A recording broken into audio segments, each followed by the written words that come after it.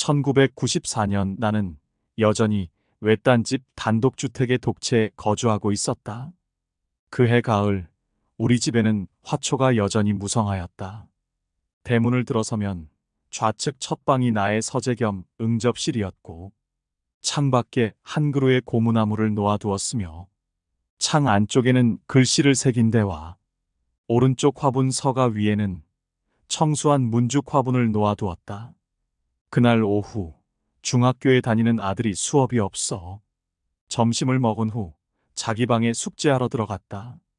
그리고 나는 침실에서 경서를 보며 묘법 노스님을 기다리고 있었다. 4시 무렵 초인종이 울려 마중을 나가서 스님과 시자를 서재로 모셨다. 16세 된 아들은 스님께 인사를 드린 후 계속 그의 숙제를 하였다. 자리에 앉으신 후 노스님께서는 내 발에서 냄새가 많이 나지 않니? 하고 아들에게 물었다. 아들은 얼굴을 붉히면서 제 발은 3세 때부터 냄새가 나기 시작하였는데 아무리 씻어도 소용이 없어요. 방금 아버지가 30여 분 전에 저에게 문을 열고 통풍을 하라고 해서 그렇게 했는데도 스님께서는 냄새를 맡으셨군요. 정말 죄송합니다. 제 방으로 가겠습니다. 라고 하였다. 스님은 웃으면서 제지하며 말하기를 내가 무슨 냄새를 맡은 게 아니란다.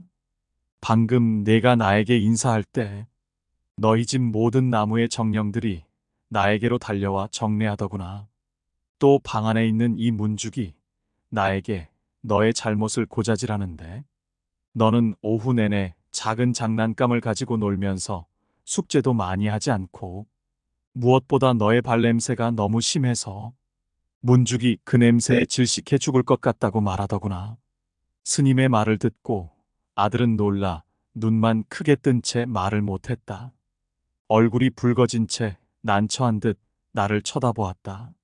내가 나무랄까봐 두려워하는 모습이 역력했다. 나는 웃으며 스님께 말씀드렸다. 얘는 초등학교 다닐 때부터 그랬습니다. 학교에서 부모 회의를 할 때 선생님이 말하기를 그는 수업할 때 단정히 앉아 열심히 듣는 것 같으나 선생이 3번 소리내어 불러도 듣지 못한다고 해서 제가 아무리 가르쳐도 고치질 못합니다. 그나마 그것은 성적이 좋아 넘어갑니다만 이 발냄새는 맞바람이 불면 더욱 지독하니 무슨 방법이 없겠습니까? 내가 위와 같이 말할 때 스님은 줄곧 가늘게 두 눈을 감고 계시다가 잠시 후 말씀하셨다. 당신 집의 고무나무가 방금 문죽을 위로하며 말하기를 문죽을 도와줄 수 있다고 하네. 나보고 자네에게 일러주라고 하는데 노랗게 물든 고무나무 잎 20근을 가공하여 아들에게 사용하게 하면 발냄새가 좋아질 것이라고 하는군. 비록 지장경에서 수목, 화초도 모두 신이 있다고 말하신 적이 있지만 식물들이 대화할 수 있다는 것을 듣고 호기심이 일어났다. 스님이 보신 고무나무와 문죽은 어떤 모습을 하고 스님과 대화하였습니까? 고무나무는 녹색의 옛날 복장을 입은 성년의 형상이며 문죽은 녹색 적삼을 입고 있는 청수한 모습으로 머리에 공자띠를 두른 소년의 모습이었네.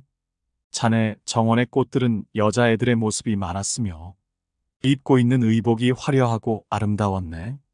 이 모든 것은 환각이며 단지 의사를 전달하는 방법이며 이것이 대자연의 오묘함이라네. 반야심경에서 말하기를 색즉 시공, 공즉 시색, 수상행식, 역부여시라고 하지 않나. 따라서 집착할 필요는 없네.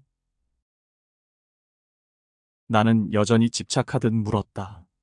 기왕 식물도 신식을 가지고 있다면 제가 만약 잎을 자른다면 그것도 아픔을 느낄 게 아닙니까? 그렇지.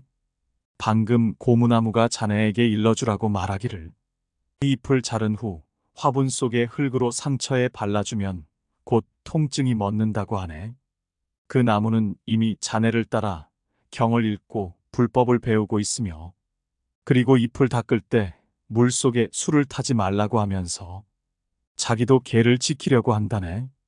그 나무가 문죽을 돕기 위해서 잎을 주는 것은 보시의 정신을 따르는 것이며 그들도 자네가 평소 잘 보살펴주는 데 대하여 보답하는 것이니 따라서 고통도 기꺼이 원한다고 하는군.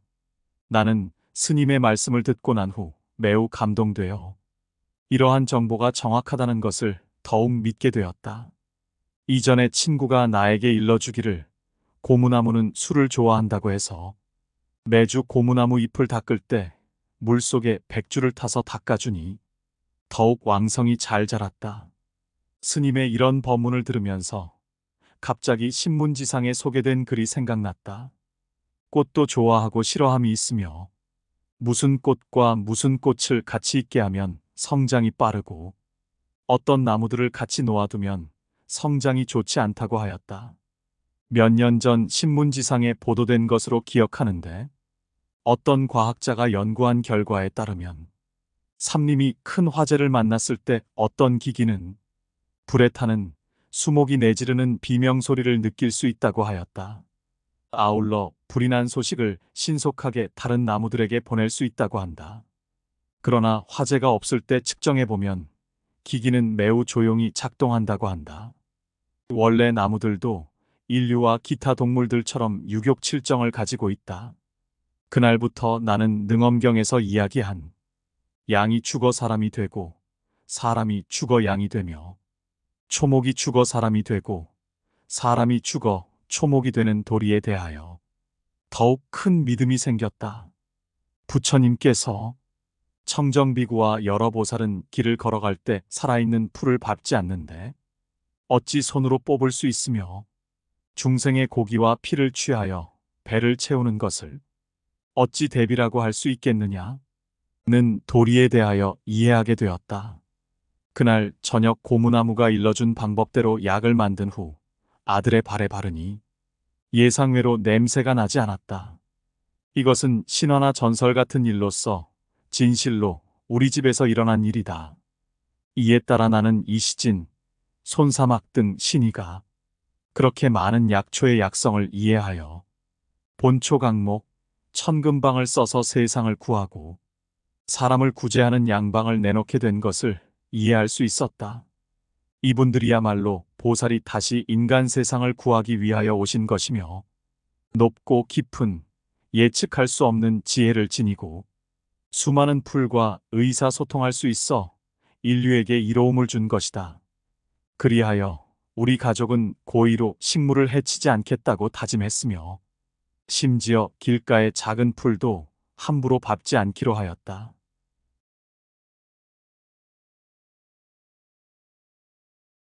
1993년 어느 날 대사양이라는 마을에 사는 30을 간 넘긴 농민이 묘법 노스님을 만나러 왔다. 그는 2년 전 목구멍 아래의 식도벽에 양성 종양이 자라 병원에서 식도의 일부분을 잘라내는 수술을 하였다. 그러나 얼마 지나지 않아 살이 자라나서 식도를 막아 음식물을 잘 삼키지 못하였다. 비록 아프지는 않았으나 딱딱한 음식은 먹지 못하고 죽만 조금씩 먹어야 했다. 이 때문에 1년 후 다시 병원에 가서 수술을 받지 않을 수 없었다. 그러나 반년 후에 다시 살이 자라나 재차 수술을 하였으나 살이 자라나는 원인을 알 수가 없었다. 밥을 먹을 때마다 마치 고문을 받는 것처럼 고통스러워하던 그는 마침내 스님께 구원을 요청하였다.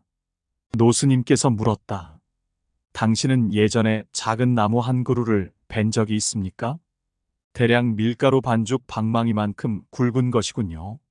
노스님은 손으로 방망이 모양을 그리면서 이야기하였다. 그가 생각해보더니 대답하였다. 단 한 번 나무를 벤 적이 있는데 우리 집 대문 밖 공터에 자라던 작은 나무였습니다. 그때 그 나무를 베어 삽자루로 만들었으며 지금도 있습니다.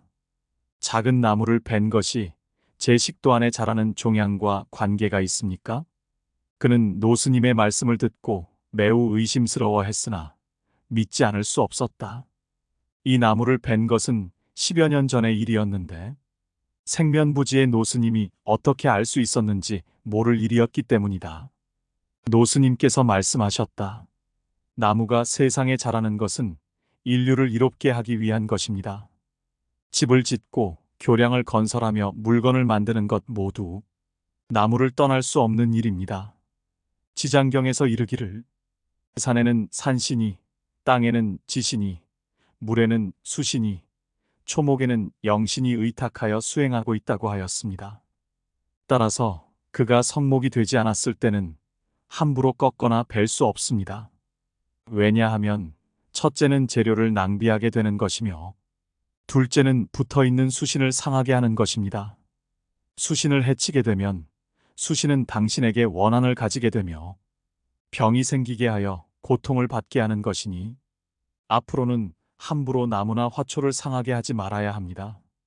만약 그것들을 제거해야 할 때는 그들을 위하여 나무 아미타불을 몇 차례 염송한 후 제거해야 할 것입니다. 왜냐하면 자라나는 풀의 뿌리 밑에는 수많은 생명이 생존하고 있기 때문입니다. 옛날의 수행인들은 성목이 된 나무를 벨 때에도 사전에 수신으로 하여금 옮겨가게 알렸습니다. 당신이 만약 고기 먹는 것을 끊을 수 있고 아울러 그 나무를 위하여 지장경을 3번 독경해 줄 수 있으면 자라나는 종양은 아마도 점점 소멸될 것입니다. 그렇게 할 자신이 있습니까? 그가 재빨리 대답하였다. 할 수 있습니다. 어디에 가서 지장경을 사죠? 절에 경서 파는 곳에 가면 살 수 있습니다.